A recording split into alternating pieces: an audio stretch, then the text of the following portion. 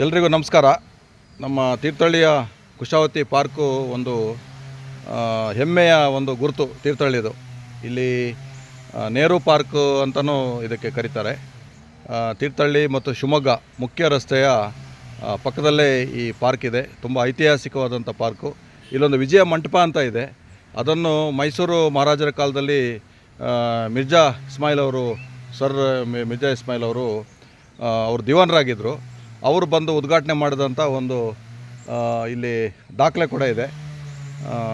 ಜೊತೆಗೆ ದಸರಾ ಇನ್ನೇನು ಕೆಲವೇ ದಿನಗಳಲ್ಲಿ ದಸರಾ ಬರ್ತಾ ಇದೆ. ದಸರಾ ಸಂದರ್ಭದಲ್ಲಿ ವಿಜಯದಶಮಿ ದಿವಸ ಬನ್ನಿ ತೆಗೆಯುವಂಥದ್ದು ಮತ್ತು ಸಾಂಸ್ಕೃತಿಕ ಕಾರ್ಯಕ್ರಮ ನಡೆಯುವಂಥದ್ದು ಎಲ್ಲವೂ ಕೂಡ ಇಲ್ಲಿ ನಡೀತದೆ. ಹೇಳಬೇಕು ಅಂತ ಹೇಳಿದ್ರೆ ಇದೊಂದು ತುಂಬ ಸುಂದರವಾದ ನಮ್ಮ ತೀರ್ಥಹಳ್ಳಿಯ ಹೆಮ್ಮೆಯನ್ನು ಸಾರುವಂಥ ಒಂದು ಸ್ಥಳ.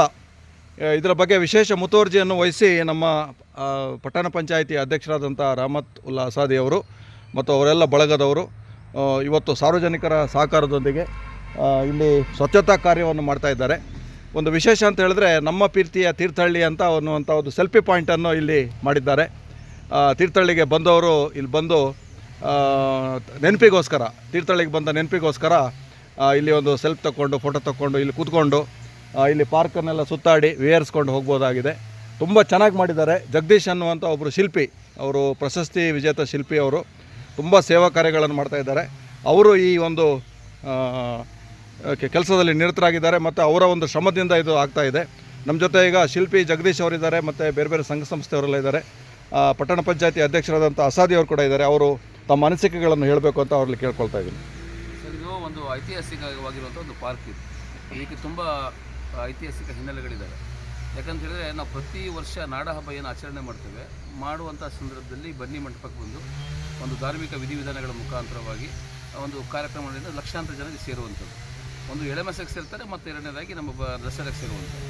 ಈ ಸತಿ ಒಂದು ವಿಶಿಷ್ಟವಾಗಿ ಈಗಾಗಲೇ ಸಹ ಅಕ್ಟೋಬರ್ 1 ಮತ್ತು 2 ದಸರಾ ಏನು ಪ್ರಾರಂಭ ಆಗಿದೆ, ಅದರ ಮುಂಜಾಗ್ರತಾ ಕ್ರಮವಾಗಿ ನಾವು ಸಾಕಷ್ಟು ಪಟ್ಟಣ ಪಂಚಾಯತಿ ಸಾಕಷ್ಟು ಕಾರ್ಯಕ್ರಮ ಹಾಕ್ಕೊಂಡಿರುವಂಥದ್ದು. ಈಗಾಗಲೇ ನೀವು ಪ್ರಸ್ತಾಪ ಮಾಡಿದ್ದೀರಾ. ಬನ್ನಿ ಮಂಟಪವನ್ನು ಮಿರ್ಜಾ ಇಸ್ಮಾಯಿಲ್ ಅವರು 1862ರಲ್ಲಿ ಅದನ್ನು ನಾವು ಪ್ರಾರಂಭೋತ್ಸವ ಮಾಡಿದ್ವಿ. ಅದಾದಮೇಲೆ ನಮ್ಮ ಈ ಯಡೂರಿನ ತಿಪ್ಪೇಸ್ವಾಮಿ ಅವರು ಸಹ ಅದನ್ನು ಒಂದು ನವೀಕರಿಸುವಂಥ ಪ್ರಯತ್ನ ಮಾಡಿದ್ವಿ. ಅದಾದ ನಂತರದಲ್ಲಿ ಅದನ್ನು ಯಾವುದು ಪ್ರತಿ ವರ್ಷ ನಾವು ಬಣ್ಣಗಳು ಮಾಡ್ತಾ ಇದ್ವಿ. ಈ ಸತಿ ಏನಾಗಿದೆ ಅಂತೇಳಿ ಒಂದು ಸ್ವಲ್ಪ ಪಟ್ಟಣ ಪಂಚಾಯತಿ ಬಜೆಟಲ್ಲೇ ಪ್ರಾವಿಷನ್ ಮಾಡಿದ್ವಿ. ವಿಜಯ ಮಂಟಪವನ್ನು ನಾವು ಹೊಸದಾಗಿ ನವೀಕರಿಸಬೇಕು ಅನ್ನೋ ದೃಷ್ಟಿಕೋನದಲ್ಲಿ ನಾವು ಫಾಲೋ ಮಾಡಿದ್ವಿ. ಈಗಾಗಲೇ ಅದ್ರ ಕೆಲಸ ಭಾರತದಿಂದ ಸಾಗ್ತಾ ಇದೆ. ಅದರಲ್ಲಿ ಈಗಾಗಲೇ ನಾವು ಸೈಡ್ ಇದ್ದಂಥ ಸಿಮೆಂಟಿನ ಡ್ಯಾಮೇಜ್ ಆದಂತಹ ರೌಂಡು ಫೆನ್ಸಿಂಗ್ ಇರುವಂಥದ್ದನ್ನೆಲ್ಲ ತೆಗೆದು ಸ್ಟೋನ್ ವರ್ಕನ್ನು ಕೊಟ್ಟಿದ್ದೀವಿ. ಮತ್ತು ದೀಪಾಲಂಕಾರಗಳು ಬರೀ ಹಾಕಿ ತೆಗೆಯುವಂಥ ವ್ಯವಸ್ಥೆಗಳಿತ್ತು. ಅದು ಶಾಶ್ವತವಾಗಿ ದೀಪಾಲಂಕಾರಗಳು ಮಾಡುವಂಥ ಪ್ರಯತ್ನ ಮಾಡಿರುವಂಥದ್ದು.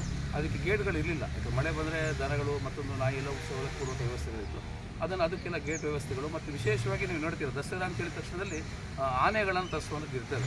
ಅಂಬಾರಿ ಮೇಲೆ ದೇವರನ್ನು ಕೂರಿಸ್ಕೊಂಡು ಬರುವಂಥ ಪದ್ಧತಿಗಳು ಹಿಂದೂ ಸಂಪ್ರದಾಯದ ಪ್ರಕಾರ ನಡೀತಿರುವಂಥದ್ದು. ಆದರೆ ನಮ್ಮಲ್ಲಿ ಆನೆ ಬರೆದೇ ತುಂಬ ವರ್ಷಗಳಾಗಿದೆ. ಆದರೆ ಆನೆ ಕೊರಗಾಗಿ ಬರೋದಬೇಕಾದ್ರೆ ದಸರಾಕ್ಕೆ ರಿಲೇಟೆಡ್ ಇರೋ ಕಾರಣದಲ್ಲಿ ನಮ್ಮ ಶಿಲ್ಪಿಗಳಾದಂತಹ ಜಗದೀಶ್ ಮತ್ತು ಮಣಿಕಂಠವರ ಅವರ ಒಂದು ಶಿಲ್ಪಕಲೆ ಮುಖಾಂತರವಾಗಿ 2 ಆನೆಗಳನ್ನು ಇಟ್ಟಿದ್ದೇವೆ ನಾವೀಗ. ಈ 2 ಆನೆಗಳು ನೋಡ್ತೀರಾ, 2 ಆನೆಗಳು ಈಗ ನಿಂತಾಗಿದೆ. ಅದನ್ನ ಮತ್ತೆ ಮೇಲೆ ಪೂರ್ತಿ ಸಿಂಹಗಳು ಬರ್ತವೆ. ಒಂದು ಹೊಸ ಲುಕ್ ಕೊಡುವಂಥ ಪ್ರಯತ್ನವನ್ನು ಶರತ್ ಬನ್ನಿ. ಸರಿ ಅಸಾದಿ ಅವರೇ, ಸಾಕಷ್ಟು ಮಾಹಿತಿಗಳನ್ನು ಕೊಟ್ಟಿದ್ದೀರಿ. ಇಲ್ಲಿ ನಮ್ಮ ಜೊತೆ ಮತ್ತಿಬ್ಬರು ಮಾಜಿ ಪುರಸಭಾ ಪಟ್ಟಣ ಪಂಚಾಯತಿ ಅಧ್ಯಕ್ಷರಾದ ಸುಶೀಲಾ ಶೆಟ್ಟಿ ಅವರಿದ್ದಾರೆ, ಸದಸ್ಯರಾದ ಜ್ಯೋತಿ ಅವರಿದ್ದಾರೆ, ಮತ್ತು ಹರೀಶು ಮತ್ತು ನಮ್ಮ ಸಿಬಿನಕೆರೆ ಶಾಲೆಯ SDMC ಅಧ್ಯಕ್ಷರಿದ್ದಾರೆ, ಶರತ್ ಮತ್ತು ಇಬ್ಬರು ಛಾಯಾಚಿತ್ರಗಾರರು ಕೂಡ ಈಗ ಬಂದಿದ್ದಾರೆ, ಶರತ್ ಮತ್ತು ರಮೇಶ್ ಶೆಟ್ಟಿ ಅವರು. ಒಟ್ಟಿನಲ್ಲಿ ಭಾಳ ಸುಂದರಗೊಳಿಸುವಂಥ ಕೆಲಸ ಇಲ್ಲಿ ನಡೀತಾ ಇದೆ. ನಮ್ಮ ಪ್ರೀತಿಯ ತೀರ್ಥಹಳ್ಳಿ ಎಲ್ಲರನ್ನು ಸೆಳೀಲಿ, ಇಲ್ಲಿಗೆ ಬಂದವರು ಇಲ್ಲಿ ಬಂದು ಹೋಗಲೇಬೇಕಾದಂಥ ಒಂದು ಸ್ಥಳ ಆಗಿ ಇದು ಪರಿವರ್ತನೆಗೊಳ್ಳಿ ಅಂತೇಳಿ ಈ ಸಂದರ್ಭದಲ್ಲಿ ಹೇಳ್ತಾ ಒಂದು ಬೇಸಿಕ್ ಮಾಹಿತಿ ಕೊಟ್ಬಿಡ್ತಾರೆ. ಈಗಾಗಲೇ ಸಹ ನೀವು ನೋಡಿರ್ಬೋದು, ಲೈಟಿಂಗ್ ಬೋರ್ಡ್ಗಳು ಐ ಲವ್ ತೀರ್ಥಹಳ್ಳಿ ಅನ್ನೋಂಥದ್ದು ಎಲ್ಲ ಕಡೆ ನೋಡ್ತೇವೆ. ಬೇರೆ ಬೇರೆ ಊರುಗಳಿಗೆ ಸಂಬಂಧಪಟ್ಟಂತೆ ಅದನ್ನು ಬೋರ್ಡ್ಗಳು ಹಾಕ್ತಾರೆ. ನಾವೊಂದು ವಿಶೇಷವಾಗಿ ಏನಂತ ಹೇಳಿ ನಾವು ರಿಕ್ವೆಸ್ಟ್ ಮಾಡ್ಕೊಂಡಿದ್ದು ಜಗದೀಶ್ ಅವ್ರನ್ನ.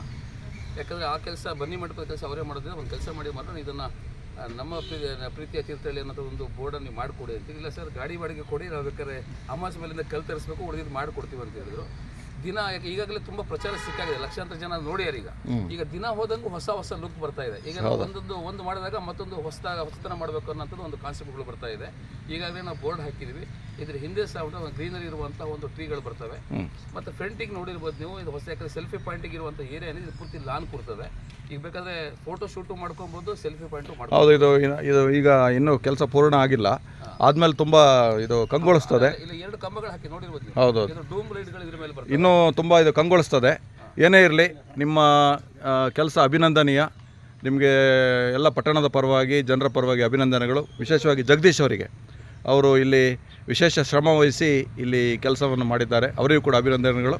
ಮತ್ತು ಎಲ್ಲ ಸಂಘ ಸಂಸ್ಥೆಯವರಿಗೆ ಮತ್ತು ಪಟ್ಟಣ ಪಂಚಾಯಿತಿಯ ಪೌರ ಕಾರ್ಮಿಕರು, ಅವರ ಶ್ರಮ ಕೂಡ ಇಲ್ಲಿದೆ. ನಾನು ಇಲ್ಲಿ ನೋಡ್ತಾ ಇದ್ದೀನಿ, ಎಲ್ಲ ಸ್ವಚ್ಛತಾ ಕಾರ್ಯಗಳನ್ನು ಮಾಡ್ತಾ ಇದ್ದಾರೆ. ಎಲ್ಲ ಪಾರ್ಕ್ಗಳಲ್ಲಿ, ನಮ್ಮ ಬಾಳೆಬೇಲ್ ಪಾರ್ಕ್ನಲ್ಲಿ ಕೂಡ ಕೊಟ್ಟಿದ್ದು ಎಂಟಿ ಮಾಸ್ಟರ್ ಕೊಟ್ಟಿದ್ದಾರೆ, ಡೀಸೆಲ್ಸ್ ಪೂರ ಅವರೇ ಮಾಡಿಕೊಟ್ಟಿರೋದು ಎಂಟಿ ಮಾಸ್ಟರ್. ಆಗಲಿ, ಧನ್ಯವಾದಗಳು, ಶುಭಾಶಯಗಳು. ನಿಮಗೆಲ್ಲರಿಗೂ ಅಡ್ವಾನ್ಸ್ ಆಗಿ ಮುಂಗಡವಾಗಿ ವಿಜಯದಶಮಿಯ ಶುಭಾಶಯಗಳು. Good luck. ನೋಡಿ, ಇಲ್ಲೊಂದು ವಿಜಯ ಮಂಟಪ ತೀರ್ಥಹಳ್ಳಿ ಅಂತಿದೆ. 1962ರಲ್ಲಿ ಎಲ್ಲ ದಾಖಲೆಗಳು ಕೂಡ ಇದ್ದಾವೆ. ಸರ್ ಮಿರ್ಜಾ ಎಮ್ ಇಸ್ಮಾಯಿಲ್ ಇವರು ಮೈಸೂರು ಸಂಸ್ಥಾನದ ದಿವಾನರಾಗಿದ್ದರು. ಅವರು ಈ ವಿಜಯ ಮಂಟಪವನ್ನು ಉದ್ಘಾಟನೆ ಮಾಡಿದ್ದಾರೆ. ಅವರ ಒಂದು ನೆನಪಿಗಾಗಿ ಇಲ್ಲಿ ಒಂದು ಇದು ಕೂಡ ಇದೆ, ದಾಖಲೆ ಕೂಡ ಇದೆ.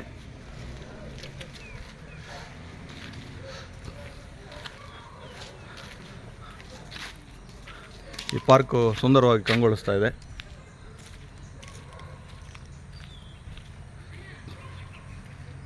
ಇಲ್ಲಿ ಮಕ್ಕಳಿಗೆ ಆಟ ಆಡಲಿಕ್ಕೆ ಎಲ್ಲ ವ್ಯವಸ್ಥೆಗಳಿದ್ದಾವೆ.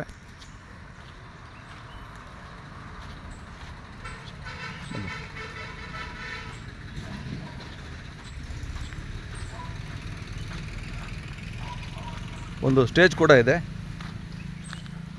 ಇಲ್ಲಿ ಸಾಂಸ್ಕೃತಿಕ ಕಾರ್ಯಕ್ರಮಗಳನ್ನು ಮಾಡ್ತಾರೆ. ಅಲ್ಲಿ ವಿಜಯದಶಮಿ ಇನ್ನೇನು ಕೆಲವೇ ದಿನಗಳಲ್ಲಿ ಬರ್ತಾ ಇದೆ.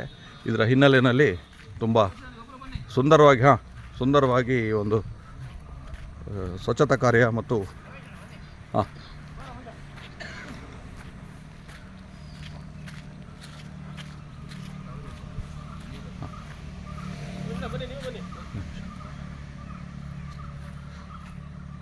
ಎಲ್ರಿಗೂ ನಮಸ್ಕಾರ, ಎಲ್ರಿಗೂ ಧನ್ಯವಾದಗಳು.